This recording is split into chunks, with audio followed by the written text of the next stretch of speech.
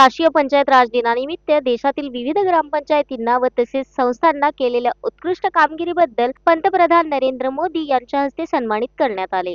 या पुरस्कारांमध्ये महाराष्ट्र राज्यातील गोंदिया जिल्ह्याच्या डवा ग्रामपंचायतीला हवामान कृती विशेष पंचायत पुरस्कार वर्ष 2023-24 साठी पंतप्रधान यांच्या हस्ते सन्मानित करण्यात आले। राष्ट्रीय पंचायत राज दिन 2025 निमित्त मधुबनी बिहार येथे पंचायती राज मंत्रालयाकडून हा पुरस्कार सोहळा आयोजित करण्यात आला होता।